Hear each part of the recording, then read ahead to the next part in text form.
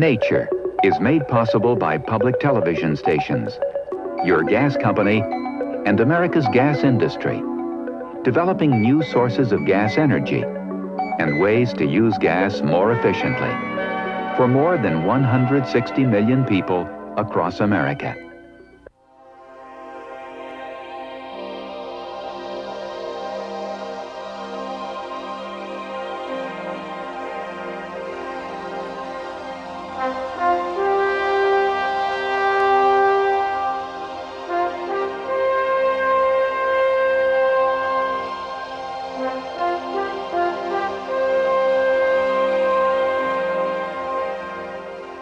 Hi, I'm George Page for Nature. Of all the big cats, the one least often seen on film is the leopard. A shy, nocturnal animal, rarely out during the daylight hours, it's hard for cameramen to capture it. This week, we have what we believe is a first, a major film on the leopard. And it's been shot by one of the world's finest wildlife cinematographers, Hugh Miles. If you're a regular viewer of nature, you're bound to know Hugh's work. The Flight of the Condor, Osprey, On the Tracks of the Wild Otter, and most recently, Kingdom of the Ice Bear. Now he's both producer and cameraman for this very special film, set in Kenya's Masai Mara Reserve. Hugh first spotted the star of our show when he was there in 1981. Returning more than 4 years later, and against all odds, he found her again, this time with a family of 3 cubs. As luck would have it, intense competition from lions and hyenas had forced her to begin hunting during the day. So here was a unique opportunity to capture behavior never before filmed. The last 15 minutes of this film are very unusual. Most nature programs are put together over a period of months or even years. However, the startling events at the close of this film took place on one afternoon, exactly as you'll see them.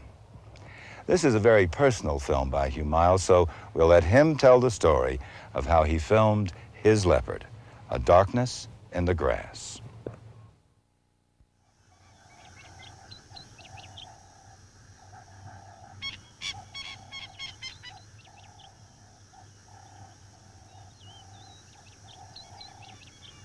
We've been to Africa many times before, but seen leopards on only 1 or 2 occasions. But at dawn each day, the sense of anticipation is as great as ever.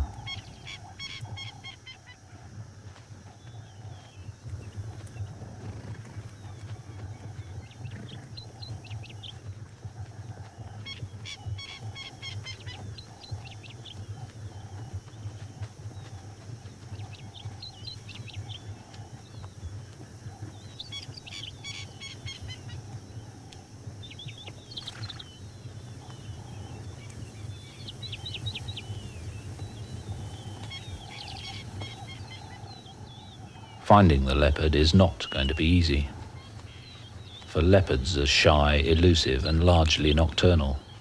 In fact, really difficult animals to see. But we found ourselves in a really favourable situation because the particular female we'd been told about was very tolerant of vehicles. This provided us with a chance to film, for the very first time, the day-to-day activities of an African leopard and her cubs.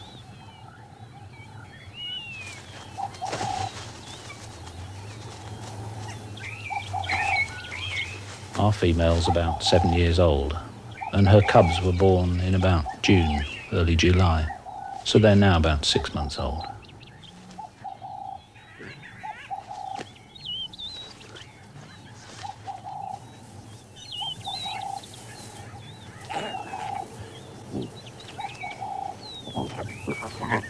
She has 3 cubs. The larger one's a male, and the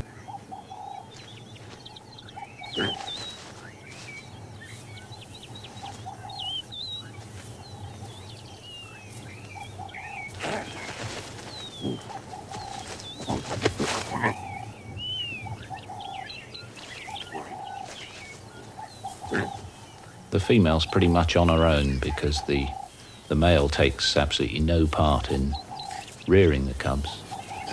And in fact, along with lions and hyenas, He might even try and kill them.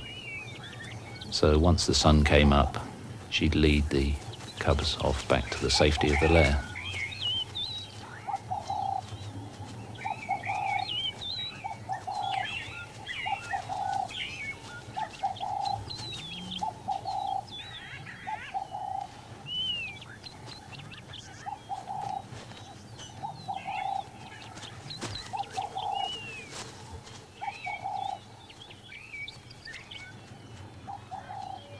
This is right in the heart of her territory. It's absolutely classic leopard country, or grassland with acacia scrub, interspersed with these wooded hills and ridges.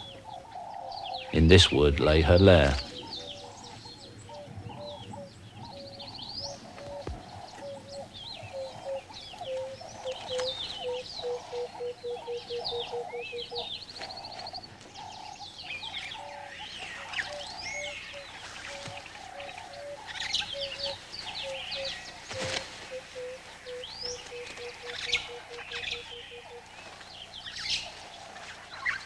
The cubs were born here, and leaving them secure in the dense cover, the female would go off hunting for hours at a time, even sometimes for a day or more. On one amusing occasion, the cubs became really mischievous and started trying to catch starlings and doves.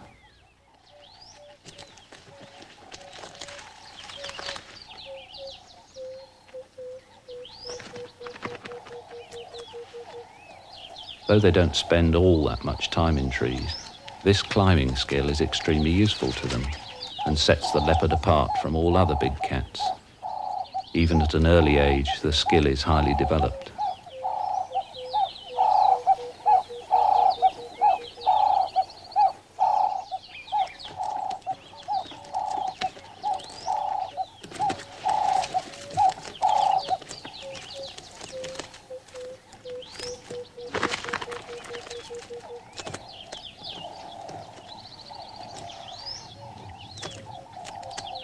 It's generally thought that leopards are only active at night, and so we were very surprised when our female set off from the lair at about 8 o'clock one morning.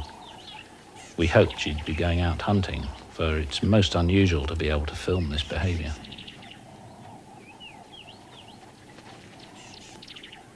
She often proved really difficult to follow, for the home range covered at least 20 square kilometres, and she was very well camouflaged in the grass.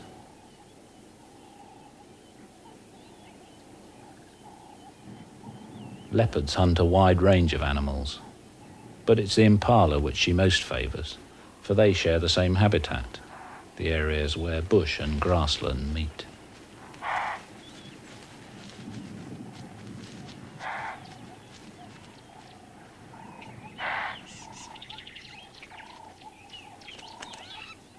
The martial eagle is another powerful grassland predator, and one of the largest birds of prey in Africa, capable of killing leopard cubs up to 2 months old.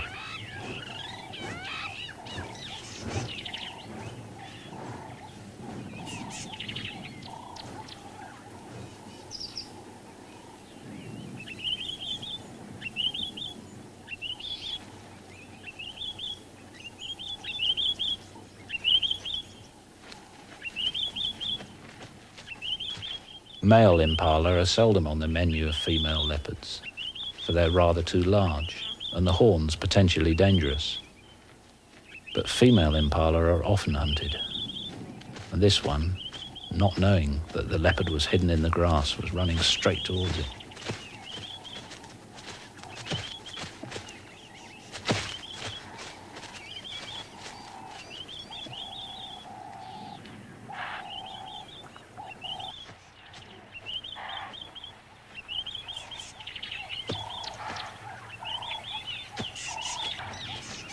And as they were now surrounded by a whole pride, the leopards settled into their respective trees to sit out the siege.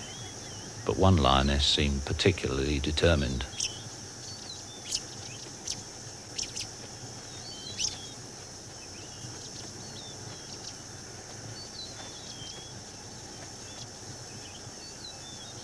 Now's the time when most leopard cubs are killed, for they lose their nerve and try to escape from the tree.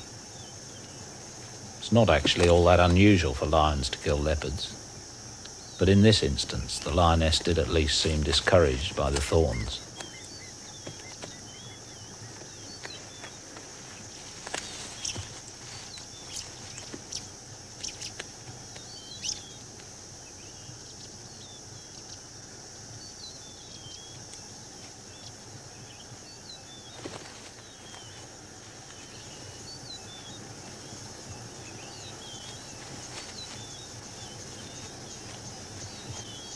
Losing their resolve, the pride wandered off, and the female seemed to suggest that she'd seen it all before. She didn't risk calling the cubs down until nightfall, and her judgment's been proved right many times before. The fact that she'd raised 3 cubs to this age was quite remarkable, and when we saw her for the last time on March the 10th, all 3 cubs were still living with her. Ahead of them was the challenge of independence.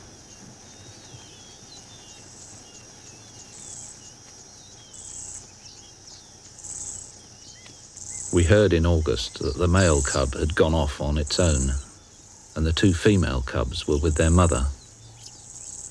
All were still alive, and if they grow up to be as successful and confiding as their mother, then we know we'll not be the last 2 people who will enjoy following a family of leopards in Africa.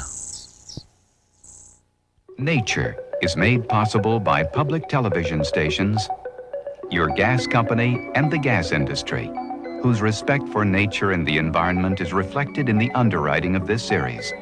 America's gas industry provides 160 million people with natural gas energy all across the country.